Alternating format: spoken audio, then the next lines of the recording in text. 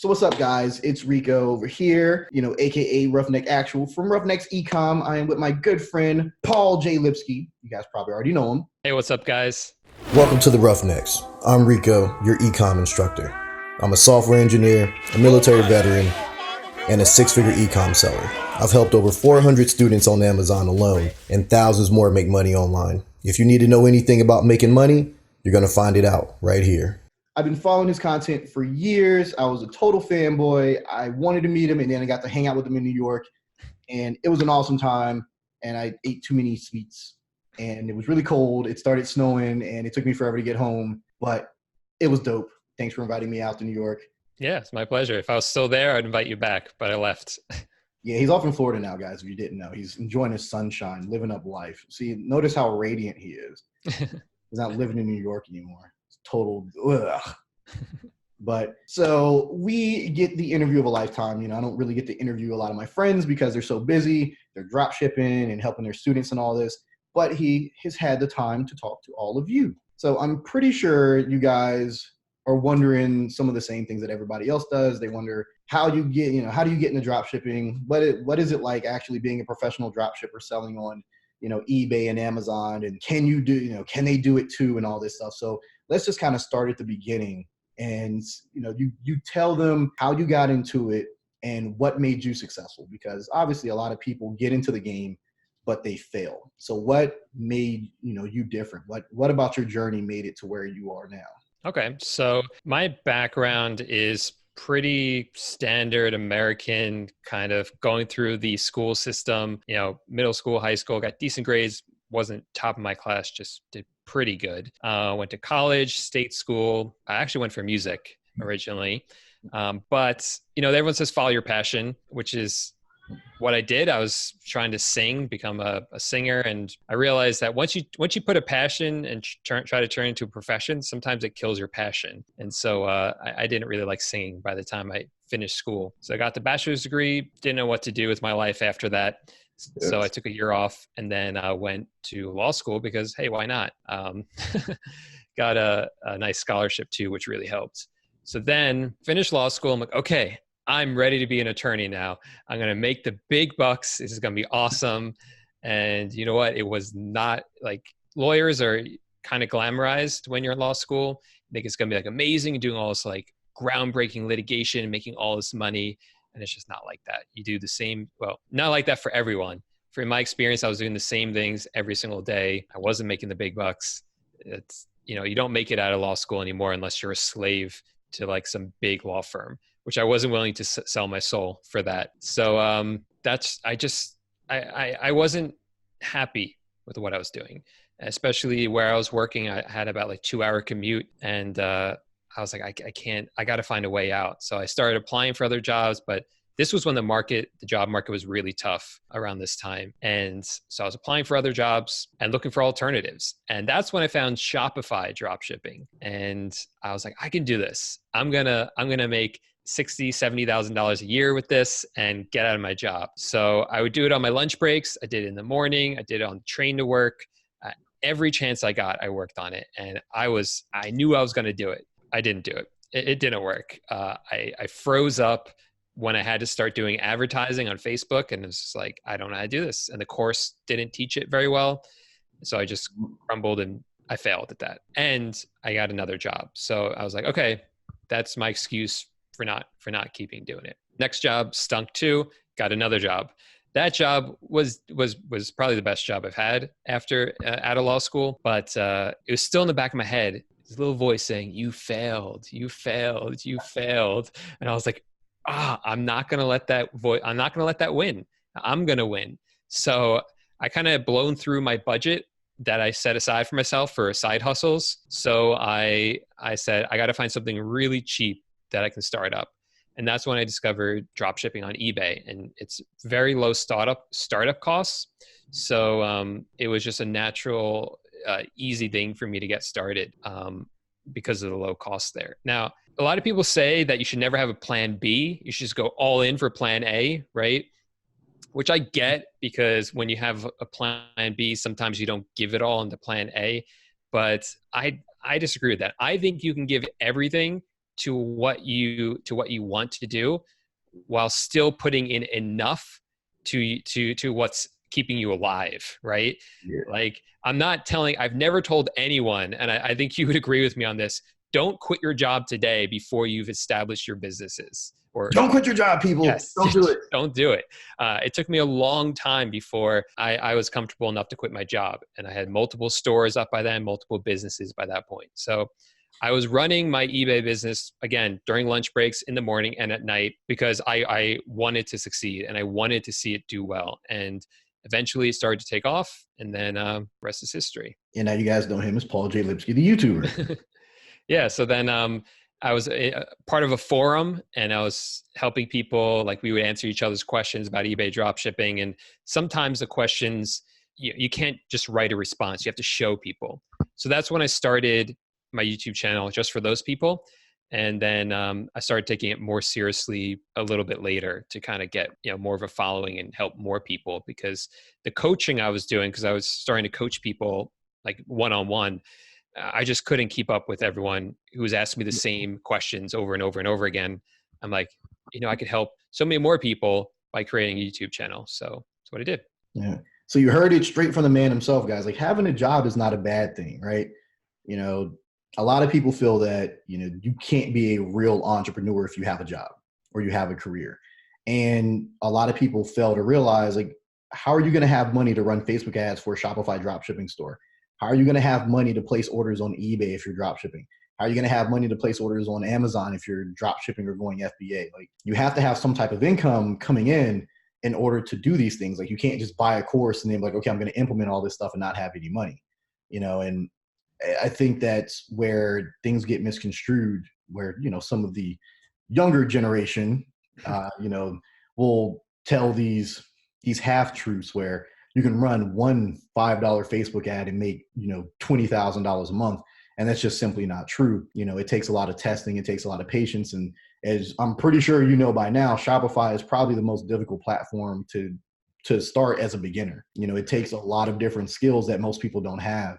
And you kind of have to grow into that, and it's funny that you mentioned helping people on YouTube, because, most people don't know how that journey plays out into like your entrepreneurial thing. So, explain to them like how being on YouTube, helped, your eBay businesses, as well as help other people expand on their eBay and Amazon businesses, because with you being in the public eye, it gives you a chance to share things the right way when you notice things are going wrong for a lot of people. Yeah, exactly. So one of the first videos of mine that really did well was in late 2017. eBay made a change to like their settings, where they started to automatically approve returns anytime a buyer requested one, and they would send them a return label on your behalf, which no one wants that. It's a really silly, stupid policy. We should have control over that. Plus, as drop shippers, we don't want the item coming back to our homes. We want them going back to the supplier. And eBay just kind of threw that wrench in there. It made that almost impossible. Well, I found a solution to it. I found a way to kind of fix it. So I made a YouTube video about that. And that's helped so many people, because now that's not as big of a problem as it used to be. So the great thing is that I started to get followers. I started to get people commenting, and just talking with people or just putting videos out there. It helps keep me accountable. I got to talk the talk and walk the walk, because people are looking over my shoulder, seeing what I'm doing. And so when I say I'm going to do something, I really have to do it. Otherwise people say, hey, you made that video. You said you're going to do that. Where's the next video on that? And people ask me questions. People also message me all the time now on Facebook or on Instagram saying, hey, thanks for your videos. Have you ever heard about this? Have you seen this software? Blah, blah, blah, blah. Have you heard of this idea? And I get lots of great ideas from those messages. I get lots of great information from those messages. I don't know everything. And it's great that I can kind of build this community, and they, give me all this information that I can then put into the YouTube video. So it's definitely helped me become a better drop shipper by putting myself out there. Yeah. Which is, it's funny because, obviously being on, part of Two Dudes and having that YouTube channel and all that, and now, having my own channel, it kind of, when you're answering all those questions, it forces you to really look at the platform in a different way where, sometimes we forget. I mean, we've been drop shipping for years, so the beginner phases are kind of like out of sight, out of mind. So some of those beginning struggles, they're so far from my mind now that I'm like, holy shit, like I got to revisit this because I don't remember, like some people ask me questions, that I was like, wow, like, hold on. I encountered that, like 5 years ago. Let me think about how I resolved that. And, it just kind of forces you to stay up to date and stay fresh because, we guys, as professional dropshippers, we do forget. All right. Mm-hmm. Like, once you're making money, you kind of forget all the struggles and you're like, oh yeah, whatever. It hums along and it becomes this well-oiled machine. But, you got to give us just a little leeway because sometimes, we do forget what it's like being at the bottom of the pile where you're struggling and, your promoted listings aren't working or, your account may be flagged or you're not getting sales or PayPal gel and all these other things. So, just give us a little leeway, guys. Like don't try to go for the throat right off the bat because, it's been a while for a lot of us. Okay. But also Paul mentioned, he had an education, right? So he went to law school, guys. Like that's a big deal. This isn't something where he worked at Walmart or like Sam's Club or something and was like, I got in a dropship and I'm leaving. Like he has a law degree. Like, Paul, what was that like to go through all of this, get a JD, do all this stuff, be the big shot, and then have to actually leave that career that you worked so hard to build? Yeah, it was a really, really hard decision. And you used the word have to leave. And that's basically the point I got to. So when I first started, I never intended to leave law. Well, I should say when I was doing Shopify, I was like, at that point, I was working that job. I was like, I'll do anything to get out of here. But once I got the last job that I had as a lawyer, I really liked that job. It was a good job. And so I was doing eBay dropshipping and Amazon dropshipping while doing that job. And I was like, there's no reason for me to leave this job. It was a government job, pension, not much of a pension, but there was a pension, what's it called? Benefits, Yep. Decent pay. I could bike to work every day. It was nice, really great coworkers. And so I never really wanted to leave entirely, but I got to the point where it's just not sustainable. Like I was running multiple eBay stores, Amazon store, YouTube channel, coaching lots of students through my courses or one-on-one. It just became completely unsustainable. And I was looking at everything, looking at both. And I said, okay, I've spent 5 years getting this law degree and I've spent maybe just a couple of years in e-commerce, but the potential of e-commerce and the digital space was just so much higher. And just being able to have the freedom that I knew would come, where I didn't feel tied down to one location like I would with a job, I said, you know what? The law jobs will always be there. I could always come back. But I have this amazing opportunity that a lot of people don't get. And I'm not just talking about the e-commerce. I think anyone could do e-commerce in some way if they put their mind to it. But I have the e-commerce, I have the YouTube channel, having an impact on people's lives with my coaching. I don't want to give that all up. I can't give that all up. It's just too amazing. So I said, that's what I have to do now. And I had to leave my job. And my supervisor was super supportive. She was so excited for me. And she said, we'll always be here if you want to come back. You got to give this a shot though. So you guys follow your dreams, take your dreams and, make sure you have a backup plan though. Like, don't just like, I'm going to be a painter. I'm going to be the next Picasso. Like that's probably not going to work out too well for you. But if you guys have an opportunity and you work really hard and you get to a point where, it can sustain your lifestyle, because that's key, guys. That is key. You have to be able to sustain your lifestyle. You can't just get into this and, like I'm quitting my job because I hate it.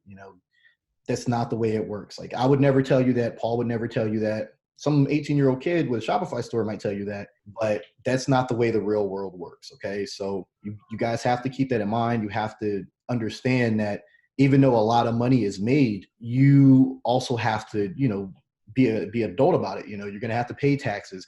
there might be fees. You got to pay for your software. You have to pay for your VAs. So when you see these people, flexing and they're talking about they did $200,000-$300,000 on Amazon or whatever, just know that a lot of that money isn't really profit. That's pretty much just sitting there, just sales. You want to make sure that your lifestyle is sustainable through these methods. And that's what I didn't understand at first, years ago. I thought, this is back before the Shopify revamp. God, this is back when Dan DeSilva's Shopify screenshot was still floating around. I think it was like $16,000 or something like that.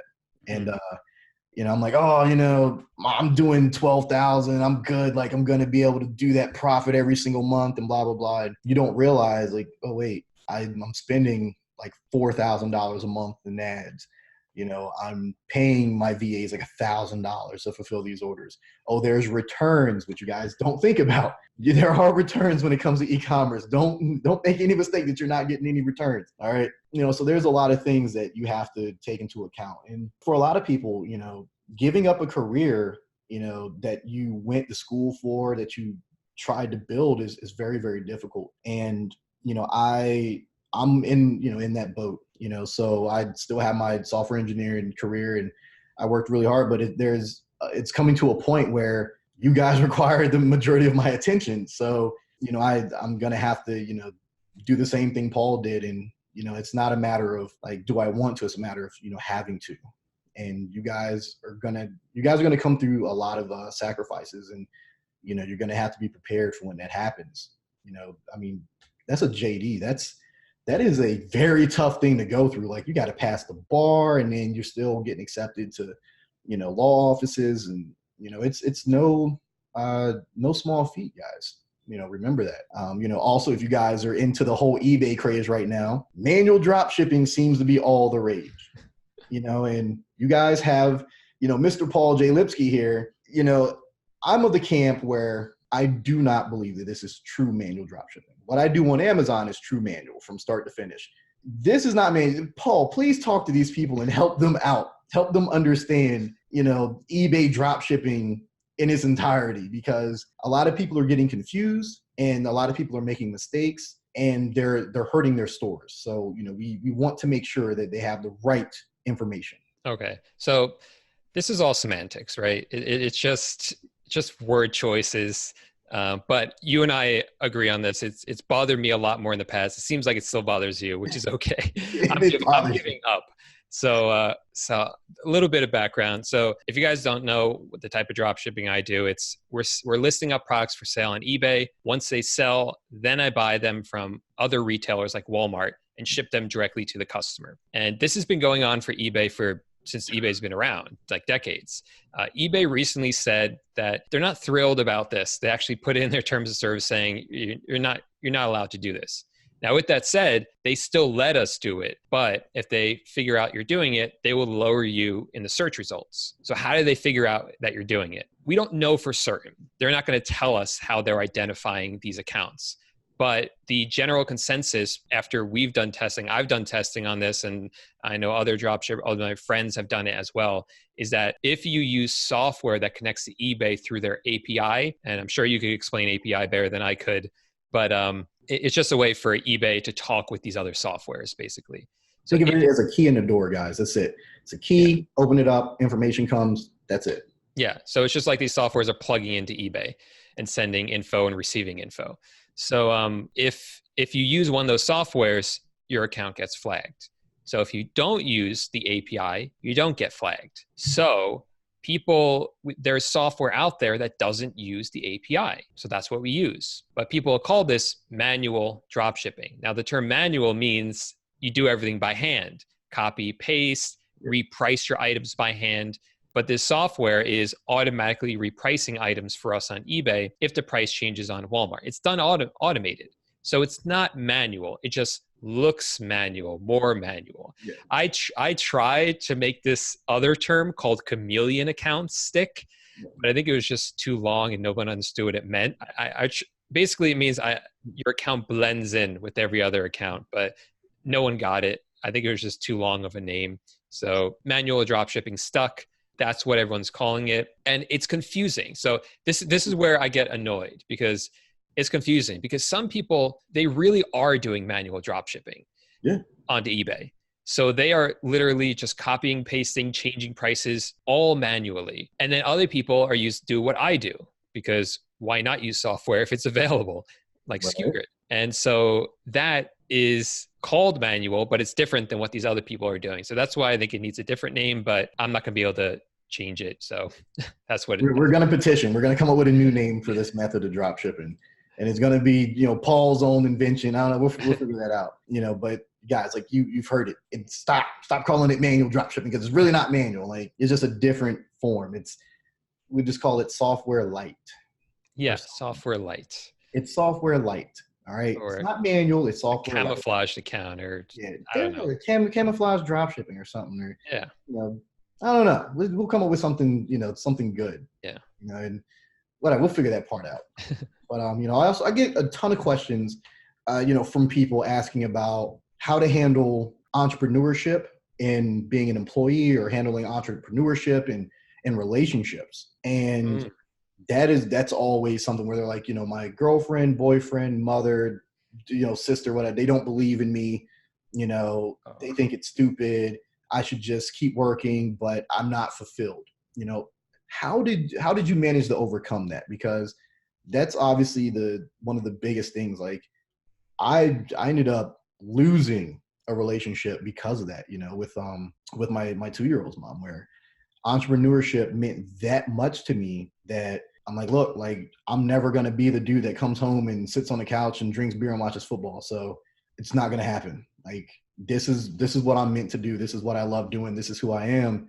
I can't change it. How did you juggle that, and how do you still juggle that on a day-to-day basis? That's a really, really hard question, because I've been very lucky. I have a very supportive partner, husband, and he's always supported me.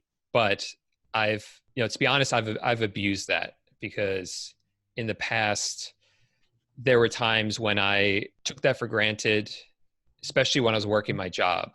Imagine working a job. You don't have to imagine working a job, running businesses, multiple businesses, and trying to have a family, even if that your family is just one other person. It's tough.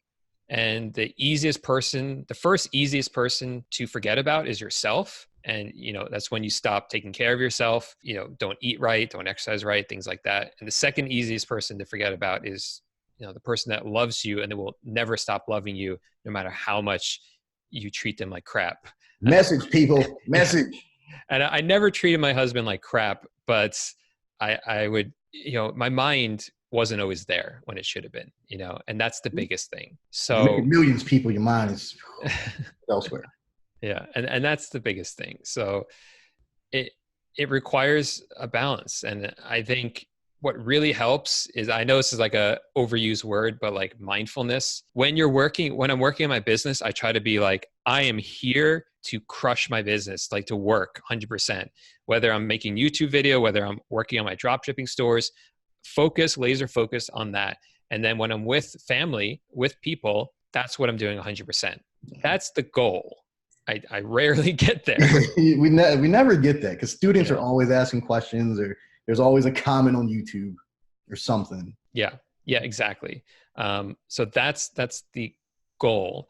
And it definitely helped a lot when I quit my job, because that was a big thing off my plate that I could then sort of start to build a balance. And then actually, when I moved down here to Florida from New York, it got much better. And I'm not sure why. I think it's because when I came down here, I was very intentional about setting a schedule for myself. And I said, okay, the moment my husband leaves for work, that's when I start work. The moment he comes back, I'm done. I stop. And even though I want to do more work, even though there's always more work to be done, I have to stop right then. And if he ends up doing some work at night for his job, I'll do some more work. But you have to draw those boundaries somewhere, because there's always more work you can do. Always, man. Oh, tell me about it. I'm hearing it now. Like, add this to the Roughnecks Ecom Bootcamp. Do this. Is this going to be in there? Shopify going to be in there? Are you adding Facebook ads? Are you doing this? I'm like, guys, like, it's going to come out, but my downfall is, I still have my, my career, guys. Like, I still have my day job, and, like, what I do is really, like, obviously I can't talk about it because it's all, classified or whatever, but it's really important, and it's mentally draining, so imagine you have something resting on your mind all day long, and then you have to come home, you still have to, be a dad, you have to be a partner, you have to do all these things, but you still have to work on your businesses, like the shop pretty much handles itself at this stage. Like, we really don't have to do too much, but when it comes to, like, my Amazon stores or client stores or students and building out the course and shooting YouTube content, like, there's just never enough hours in a day. So, by the time that I actually do get a moment, it's really, really late.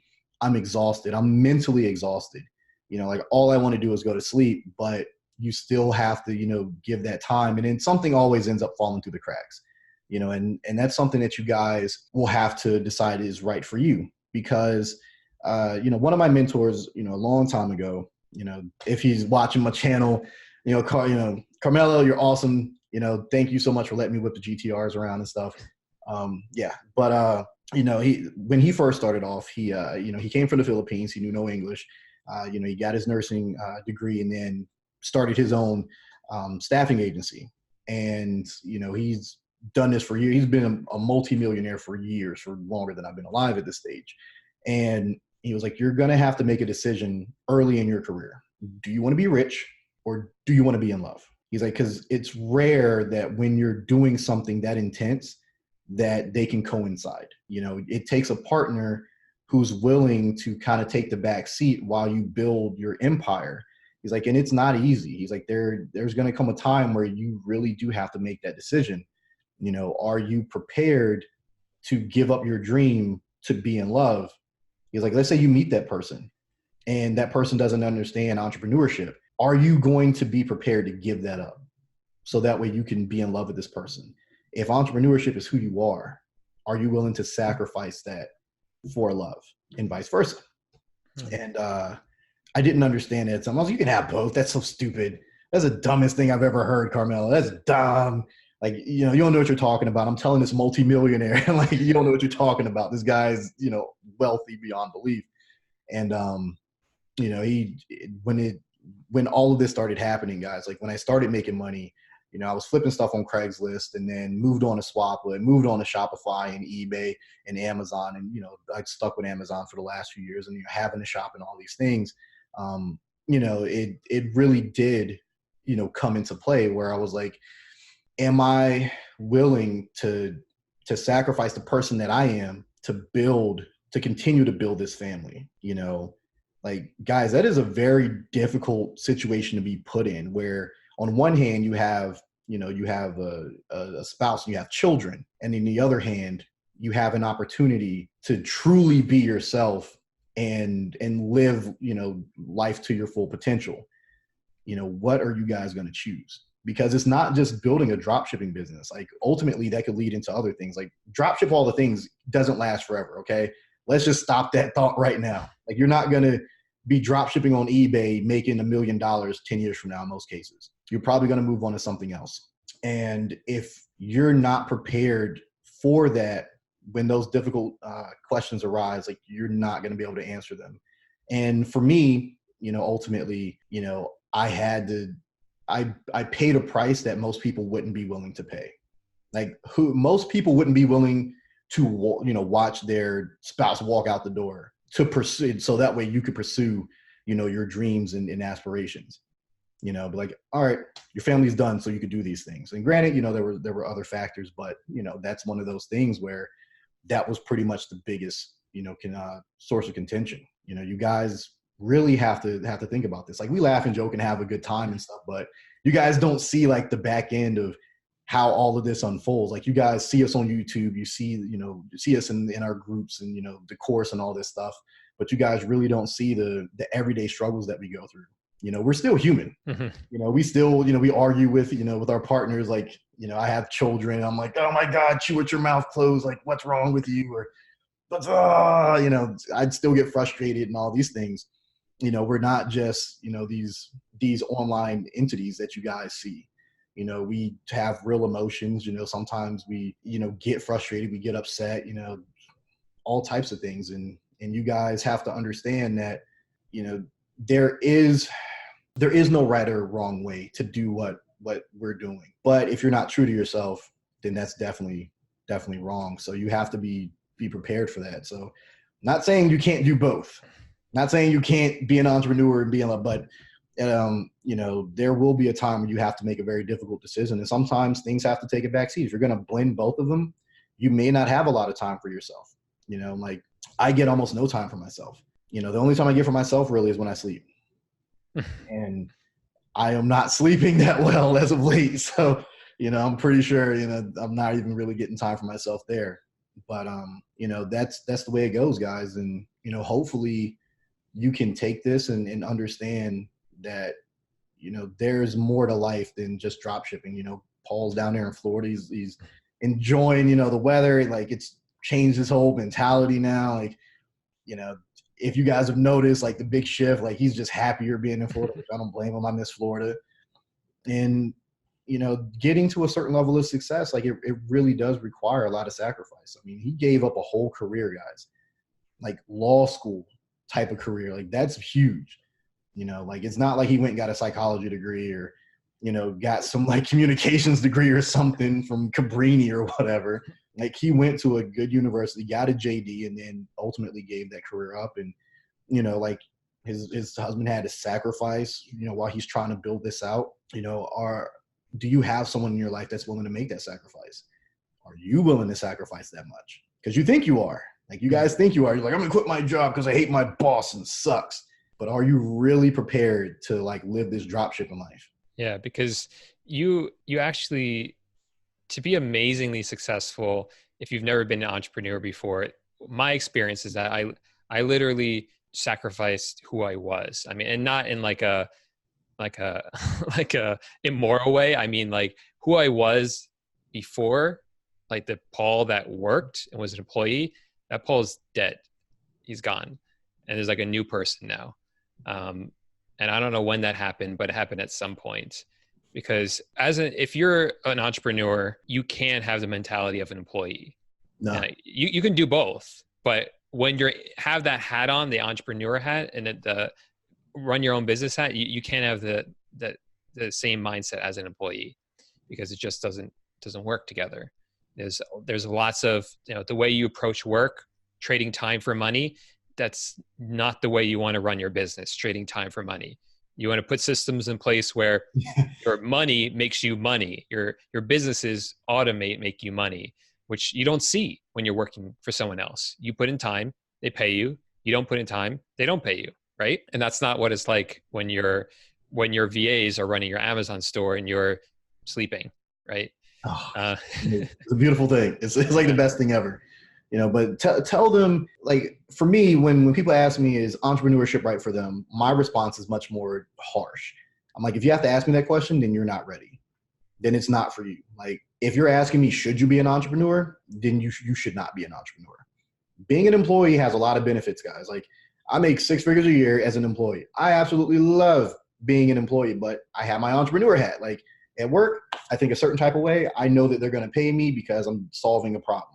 When I'm here, there is no, I'm an employee. It's like, I'm a business owner. I am the boss. I am the CEO of all this. You guys answer to me. Why are my YouTube videos not edited? And then, you know, I still, you know, treat whoever works with me and for me like a human being. But I'm like, yo, you guys have to answer. You have to answer to me. Like, why is this store not done? Yo, this client has 3 pending orders. Why, you know, what's up with this? Why has this not been ordered? And why is this, you know, happening, and all these things? What about this return? What about this? You guys have to understand that you're responsible for everything. As an entrepreneur, your accountability level has to be here. You can't blame anyone else. You know, It doesn't matter if my virtual assistant didn't place an order. It's my fault. You know, ultimately it's my fault why those customers are getting something either, you know, a day or 2 late or not at all. Mm-hmm. You can't just blame that on someone else. You got to oversee everything. And if you're not prepared to take that responsibility, then it's not for you. And that goes for anything, like whether the mechanics at the shop or whatever. Like when I have to talk to Dino, he's like, yo, you think we should fire this guy? That's even hard. That's like in person. Mm-hmm. I'm like, oh my God, I got to tell this dude he can't make no more money and feed his family. I can't do it. I can't do it. It's easier to fire a VA because I can just type a message and then close out and block them. But, you guys have to get in that mindset. You really have to think about that. Paul, like, tell them, like, what would you tell them about entrepreneurship if someone asked you, should I be an entrepreneur? Well, I wouldn't give the same answer you would. because before I was one, I didn't consider myself one. And I probably would have asked the same question if I had like a mentor. Prior to that, the only time I really was sort of an entrepreneur was in middle school. I tried to start a dog walking business. I went around, tried to make few dollars. I had a friend down the street. She started walking dogs with me. And then we fought over the money like the next day, and it was over. So that was it. I think I ran a pretty profitable lemonade stand once too, but my mom had a lot to do with that one. So you're overseeing. You're a boss. What? You were the boss. You were overseeing. You're like, Mom, make the lemonade. We're good. Yeah. Well, she said you should put it here during when like all the ladies are coming around to tour all the homes is a big thing that they do. And so it was very smart of my mom. I think she just used me. Kid. Anyway. So yeah, I if you've never been an entrepreneur, you'll never know unless you try it. And just that word, I mean, what does that even mean? Like what's the distinction between someone who is and isn't? At what point does it happen? It doesn't matter. Just don't even concentrate on that. Just think, do you have any desire to start your own business? That's what matters. And if you do, then go for it. Try it out. You'll never know if it's for you or not for you unless you try it out. And if you're looking at it, if you're looking at, these YouTube videos and you're interested in it, then you have that mind where you're interested, you're curious about it. So just go for it, And if it doesn't work out, then it didn't work out. Just be honest with yourself why it didn't work out, Yeah. And it's not all Lamborghinis and private, planes and yachts and bling bling and booty shaking. Right. Like I've had my fair share of, bling bling and booty shaking, but it's not all that, guys. All right. It's not all that. There are some rough points. Like you're going to go through some rough spells. Like you might not make a ton of money. Are you willing to sacrifice that? Like you got a steady paycheck at your job. Are you willing to potentially, go a month or two without any type of income whatsoever? Like heaven forbid, your drop shipping stores get held up. Now you have no money coming in. What are you going to do? Or, something bad happens. Like heaven forbid you get sued for something or whatever. Like who knows? And you got to pay out. So you guys have to also keep that in mind. Like, are you prepared to take on that responsibility? Yeah. But you can get fired. Yeah. Employee too. So don't think there's any risk in that. Like you can get fired. Like, it's nowadays, staying at one company for your entire career it's kind of unheard of. Some companies still do, the company I'm at, they're pretty good about it, but, you also have to be prepared for that. Are you willing to risk that? So there's a lot of soul searching that you'll have to do. And once you make it to a certain level, like we've made it to a point where like, we're comfortable and we can kind of do what we want and, we can kind of live life on our own terms and it's great, but it wasn't always that. It wasn't always that. And, I'm grateful for everything that I've been able to accomplish. I'm grateful that, I no longer have to like be on the outside looking in. Like I get to see how, Paul runs his business and, see how, like Tyler and all the other guys, run their businesses and interact with their, their students and how they coach. And, ultimately throughout your entrepreneurial journey, you're going to meet other people on the same path that are going to, give you advice and help you out in a certain way that you might not have been able to access if you had just stayed an employee. Right. Mm-hmm. And I think that's what you guys should look at it as, not just a tool for financial freedom, but a tool as a vehicle to network and meet other people and kind of enrich in your life, because making money is fine. I make a lot of money, by all standards at my day job, I make a ton of money, but making money should never be your end goal, because I know plenty of people that make a ton of money and they're absolutely miserable. Or they're broke. And they're broke because like they live paycheck to paycheck because they're constantly spending every dime they have. Like guys, like one of my friends makes $200,000 a year. He has the nicest suits on the planet, has a brand new M4. Dude, look, he lives the high life. He goes, gets bottle service. He makes tons of money as a banker. And guess what? Dude is absolutely miserable. Like, he won't come out and say it, but you can tell just in his mannerisms, just some of the things that he says, the things that he does. And, he hates, but he just kind of hates life. He's constantly spending money to, keep his sexy haircut and, his $5,000 suits and his, M3 payment and all these things. And, is that something that you guys want? Like if money is your motivation for entrepreneurship, you probably shouldn't do it, because you may not make Lamborghini money. I never thought I would make Lamborghini money. And now I'm like, holy crap, this is awesome. But I'm still, plain and boring. I still wear like the same gym clothes every day. I do laundry like 5 times a week because I like wearing the same stuff. I still eat at the same places and I still go to the same gym. I didn't go get some fancy $300 a month gym membership. I still go to LA Fitness and use the same old sweaty. That's where I go. Like nothing really changed. I still drive the same cars. Like granted, the parts are infinitely nicer. LA Fitness is actually a step up for me. My old gym was Planet Fitness. So hey, I went to Planet Fitness at one point. It was like my secondary gym. So I'm like, oh man, if LA Fitness is really packed, I'm just going to go to Planet Fitness. And then, the weights got really light and they don't like you, lifting really heavy things there because it intimidates people. So I was like, all right, I can't go here anymore. And so I canceled that membership. But guys, like, hopefully you learn something. Hopefully you learn that, you can be an employee and an entrepreneur. You can do all these things, but, there's sacrifices that will have to be made. And, for me and Paul, like we've made them, we've made those sacrifices, and some sacrifices can't be unmade, guys. Like, if I could go back and make some of those choices again, like I might have made them differently, because not everyone gives up an entire family. All right. Like that was probably one of my hardest decisions ever, where it's like, like I said, there was other factors, that came to that, but ultimately that's kind of what it was, where I wanted something that this person did not. And it caused me to rebel, and I just rebelled as hard as I could. And, here we are today. Like, I have a new YouTube channel. I got another one, I get to teach hundreds of students, and, I get to talk to thousands of people and answer dozens of emails a day and all those things. But at what cost? Mm-hmm. What was that cost, guys? Like how much did I really pay, for that to happen? Would you guys be willing to do that? Would you guys be willing to look someone in the face and say, I love entrepreneurship and I know that, this is what I'm meant to do. Like, yes, I make a ton of money at my day job. Yes, I make a ton of money, selling on Amazon and all this. You want me to give up my shop? You want me to give up Amazon? You want me to give up all of this just to keep my day job? Would you guys be willing to do that?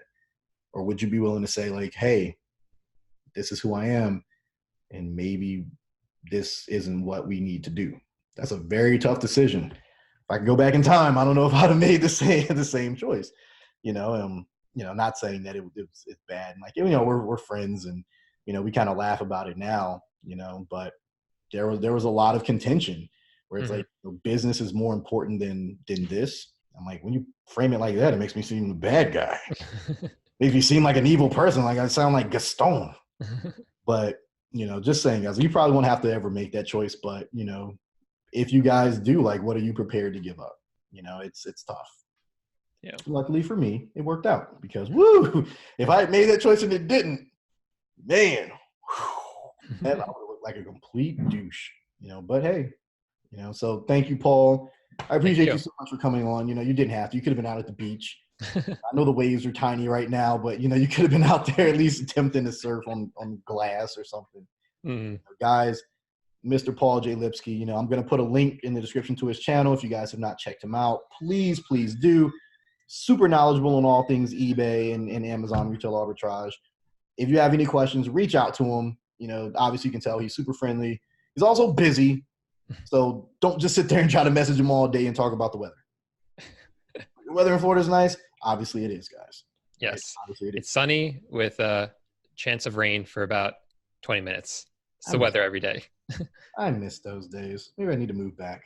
Yeah. So that being said, Paul, thank you so much. Thank you. Let my man go off and enjoy the sunshine and all that good jazz because, yeah, he needs to. So there we go.